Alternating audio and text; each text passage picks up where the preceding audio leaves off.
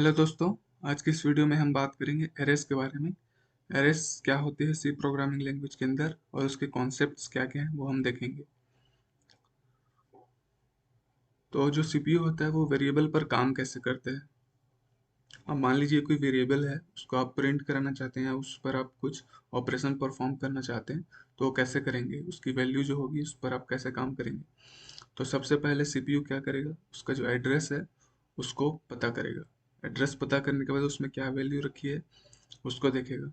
तो एग्जांपल के लिए यहाँ पे मान लेते हैं एक वेरिएबल है इंटीजर टाइप का a, और यहाँ पर उसकी वैल्यू 10 है और एड्रेस है 2000। हम उसको प्रिंट कराना चाहते हैं तो सीपीयू क्या करेगा, पहले उसका एड्रेस निकालेगा, फिर इस एड्रेस में क्या डेटा रखा है उसको निकालेगा, और उसके बाद आखिरी में क्या करेगा, जो प्रिंट स्टेटमेंट है उसको एग्जीक्यूट करेगा। तो इस तरीके से जो 10 है आपको स्क्रीन पर प्रिंट की हुई मिलेगी। तो जितने ज़्यादा वेरिएबल्स होंगे उतने ज़्यादा इसको क्या करने पड़ेंगे, उसका एड्रेस निकालना पड़ेगा, जो कि हर बार क्या होता है एक नया एड्रेस होता है, यानी बार बार उसको कैलकुलेट करना पड़ता है। फिर उसका डेटा निकालना पड़ेगा, उसके बाद जो ऑपरेशन करना चाहते हैं वो ऑपरेशन उस पर परफॉर्म होगा। तो जितने ज़्यादा नंबर ऑफ वेरिएबल्स रहेंगे, आपका जो प्रोग्राम है वो क्या होगा, उतना लेंदी और अनमेंटेनेबल हो जाएगा। यानी प्रोग्राम में जो वेरिएबल्स यूज़ कर रहे हैं उनका नाम भूल सकते हैं, और और जो प्रोग्राम है इतना लंबा चौड़ा हो जाएगा कि आपको उसको पढ़ने में समझने में प्रॉब्लम होगी। तो एरे इस प्रॉब्लम को कैसे सॉल्व करता है, अगर आप बहुत सारे वेरिएबल्स बना रहे हैं अलग अलग नाम के, तो क्या होंगे, उनके अलग अलग एड्रेस पर वो स्टोर किए जाएंगे अलग अलग जगह पर मेमोरी में। ओके। तो एरे क्या करता है, एरे भी डेटा को स्टोर करता है, सेम टाइप ऑफ डेटा को, लेकिन ये क्या करता है, कंटिगुअस मेमोरी लोकेशन में स्टोर करता है। ओके। यानी कि एक सीक्वेंस में यहाँ पर क्या करेगा,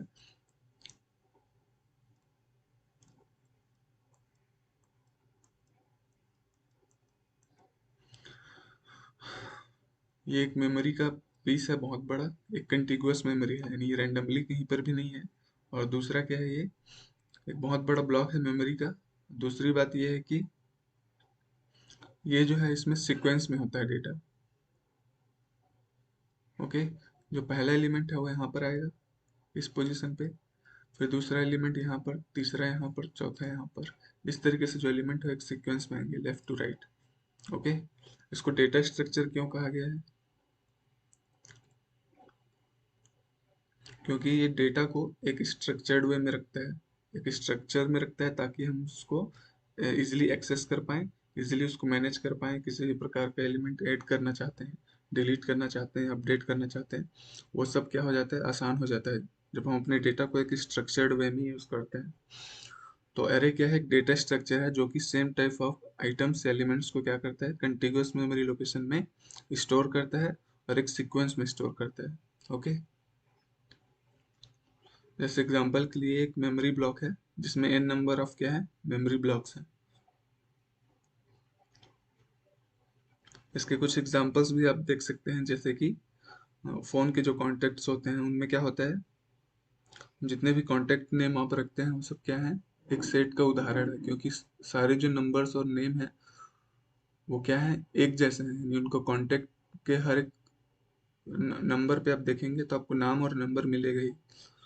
तो एक जैसे क्या है, आइटम्स हैं, डेटा आइटम्स हैं, इनको एक साथ क्या किया गया है, स्टोर करके रखा गया है।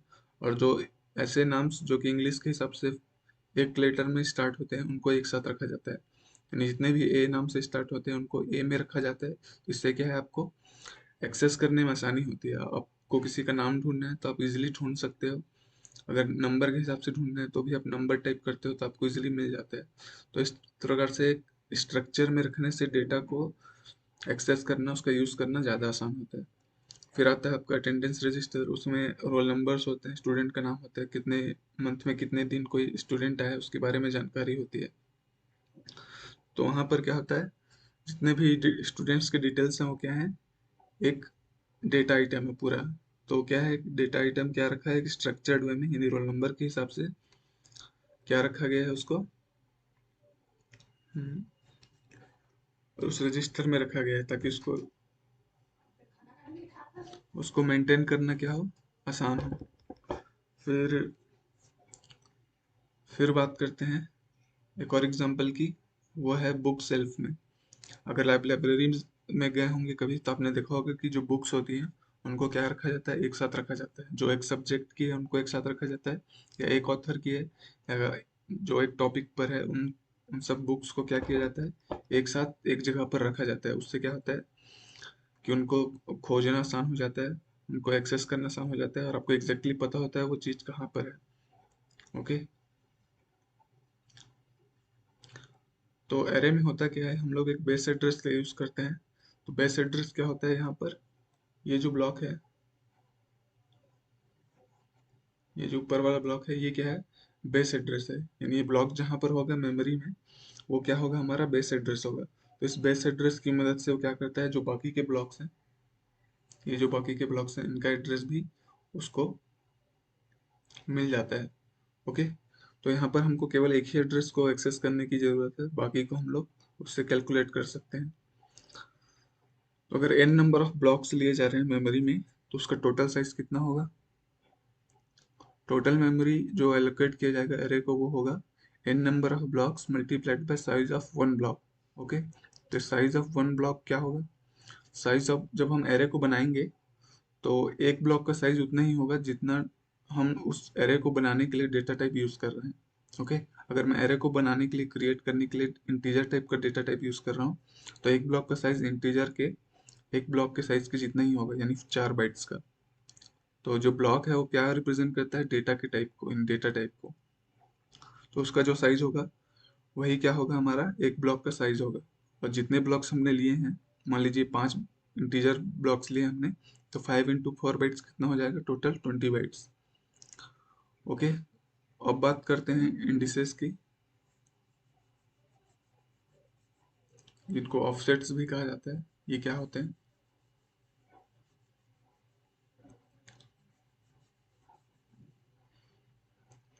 मान लीजिए आपका एरे है और इसमें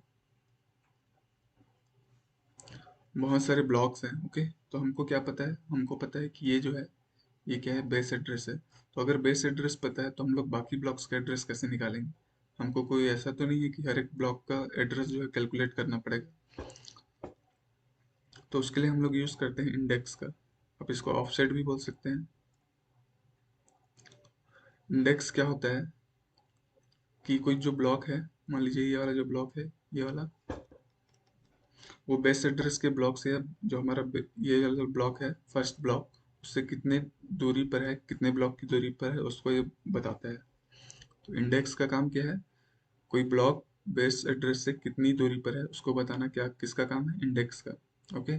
तो इस एग्जांपल में यहाँ पर हम लें इस ब्लॉक को, तो ये कितने ब्लॉक की दूरी पर है, ये है 1 2 3 ब्लॉक की दूरी पर है। तो यहाँ पर क्या होगा, इसका जो इंडेक्स है वो 3 होगा। ये 2 ब्लॉक की दूरी पर है, ये वाला, ये 1 ब्लॉक की दूरी पर है, और ये 0 ब्लॉक की दूरी पर है। बेस एड्रेस से कितना दूरी होगा, 0 ब्लॉक की दूरी पर। इसी प्रकार से जब आप लास्ट ब्लॉक पे निकालेंगे तो आपको वहाँ पर n-1 मिलेगा। जो इंडेक्स है वो n-1 मिलेगा। यानी आपका अगर एरे का साइज लेट से 3 है, तो अगर हम इसका ऑफसेट निकालें, इंडेक्स निकालें, तो ये वाला ब्लॉक कितना दूर है, 0 ब्लॉक दूर है। ये 1 ब्लॉक दूर है, और ये जो है, ये 2 ब्लॉक दूर है। तो एरे का साइज क्या था, 3 था। तो आप देख सकते हैं 0 से लेकर कहाँ तक गया, 3-1 यानी कि 2 तक। तो हम उसको लिख सकते हैं कि 0 से n-1 तक जाएगा। यानी एरे का जितना भी साइज है उससे 1 कम जाएगा। ओके।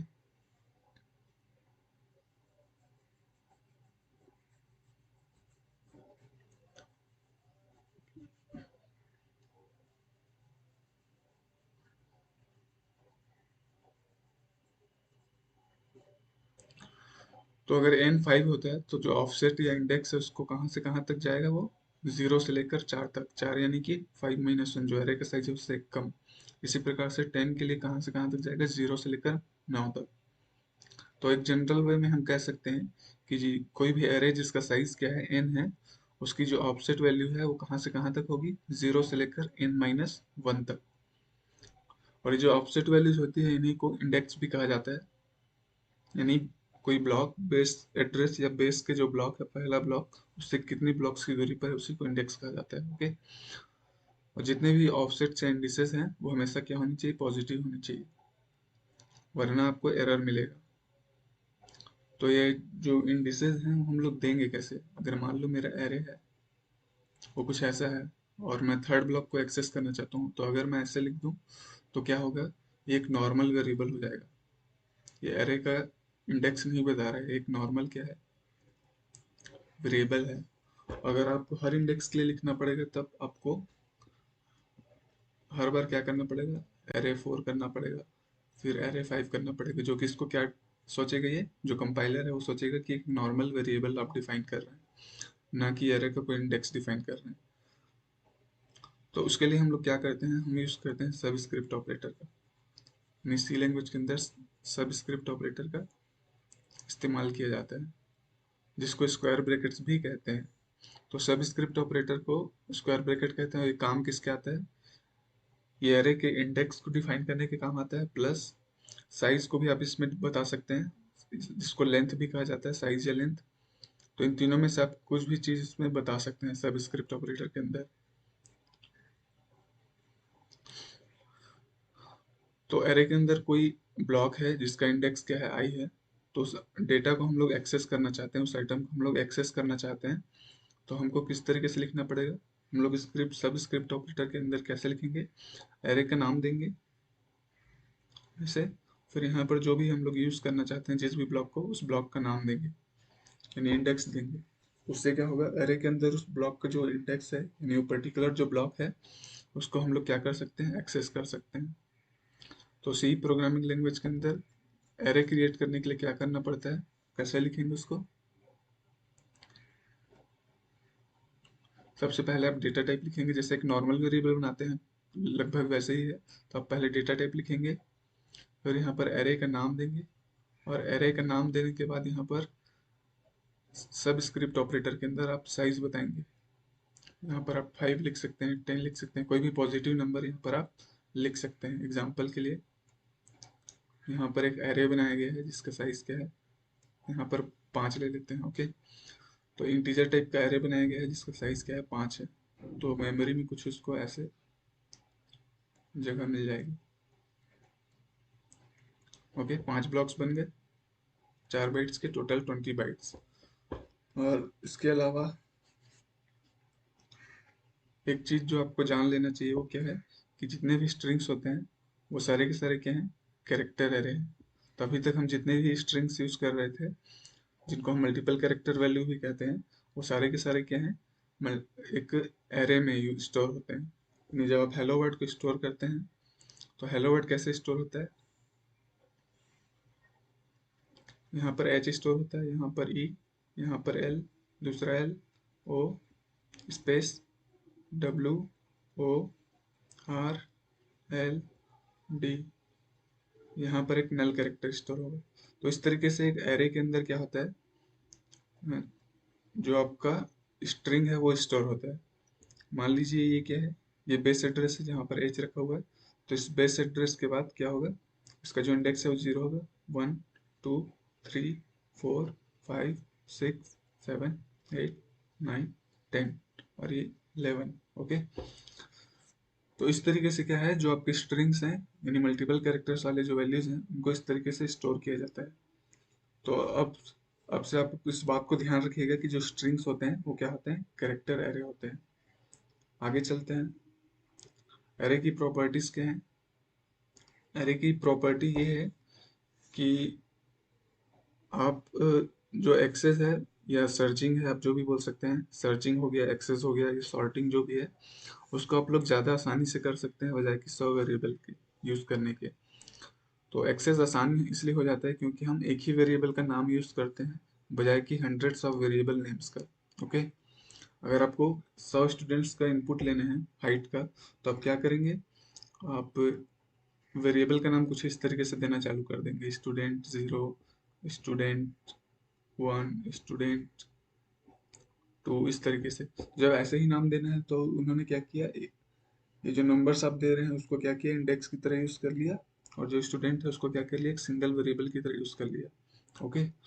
तो यहाँ पर एक ही वेरिएबल के यूज करने के कारण क्या हो रहा है, अब जितने भी n नंबर ऑफ ब्लॉक्स हैं मेमोरी में, उन सभी को क्या कर पा रहे हैं, एक्सेस कर पा रहे हैं। और एरे का जो इंडेक्स है वो कहाँ से कहाँ तक होता है, 0 से लेकर n-1 तक। ओके। तो n जो है यहाँ पर वो क्या है, नंबर ऑफ एलिमेंट्स या नंबर ऑफ आइटम्स है एरे में, या उसका साइज जिसको बोलते हैं। ओके। तो एग्जाम्पल के लिए अगर वहाँ पर 5 एलिमेंट्स हैं तो इंडेक्स क्या होगा, 0 से लेकर 4 तक होगा। ओके। 100 के लिए होगा तो 0 से लेकर 99 तक होगा। जो इंडेक्स है वो इसी तरीके से कैलकुलेट किए जाते हैं। इसके एडवांटेजेस क्या हैं, पहला एडवांटेजेस ये है, अभी जो मैंने तुरंत बताया था कि जो एक्सेस करना है, यानी एरे के अंदर कोई भी डेटा रखे उसको एक्सेस करना है, यानी यूज करना क्या हो जाता है, बहुत ही आसान हो जाता है, क्योंकि हमारे पास केवल एक ही वेरिएबल का नाम है और हमको इंडेक्स देकर केवल क्या करना है, उस ब्लॉक को यूज कर सकते हैं। फिर आता है रीडेबिलिटी, जो है वो इंक्रीजेस यानी बढ़ जाती है। रीडेबिलिटी क्या होती है, यानी आपका जो सोर्स कोड है वो क्या कर रहा है, उसमें क्या लॉजिक लगा है, उसको कोड को केवल देखकर पढ़कर समझ जाना कि वो कोड क्या करता है, उसी को कहते हैं रीडेबिलिटी। तो जब आप एज ए प्रोग्रामर दूसरे प्रोग्रामर्स को आप दिखाएंगे कोड, तो उसको भी समझ में आ जाएगा कि आपने एक एरे बनाए हैं बहुत सारे वेरिएबल्स को स्टोर करने के लिए। तो ये ज़्यादा आसान होता है बजाय कि बहुत सारे वेरिएबल्स बनाने के। ओके। तो अब एरे यूज करेंगे तो जो आपका साइज होगा सोर्स कोड का, वो भी क्या होगा, डिक्रीज हो जाएगा। ओके। डिसएडवांटेजेस क्या हैं, डिसएडवांटेजेस, पहला जो मेन डिसएडवांटेज है वो ये है कि जो साइज है वो फिक्स हो जाती है। जैसे ही आप क्रिएट करते हैं एक एरे, तो मेमोरी में जो इसकी साइज है वो फिक्स हो गई। मान लीजिए यहाँ पे 3 साइज का आपने बनाया है, तो जो साइज है वो हमेशा के लिए फिक्स हो गई जब तक आपका प्रोग्राम क्या हो रहा है, रन हो रहा है। उसको प्रोग्राम के रन के दौरान आप ना तो चेंज कर सकते हैं, ना उसको बढ़ा सकते हैं, ना ही घटा सकते हैं साइज को। ओके। और ये जो मेमोरी के ब्लॉक्स हैं, मान लीजिए ये लास्ट वाला जो मेमोरी ब्लॉक है, इसको आप ना तो डिलीट कर सकते हैं, यानी इंडिविजुअली केवल इसको मैं डिलीट कर दूं, आप ऐसा सोचेंगे तो ये नहीं कर सकते। आप इसको केवल एक ही ब्लॉक को डिलीट कर देंगे, ऐसा नहीं हो सकता। दूसरा, यहाँ पर आप एक जो आपका एग्जिस्टिंग एरे है उसमें एक नया ब्लॉक जोड़ दूं, ऐसा आप सोचते हैं, तो यहाँ पर वैसा नहीं हो सकता। ये सब करना एरे में पॉसिबल नहीं है, क्योंकि इसका जो साइज है वो फिक्स रहता है। ओके। तो इसके प्रोग्राम्स हैं जो हम लोग अगले वीडियो में देखेंगे, अगले पार्ट में। ओके। इस वीडियो में इतना ही। Thank you.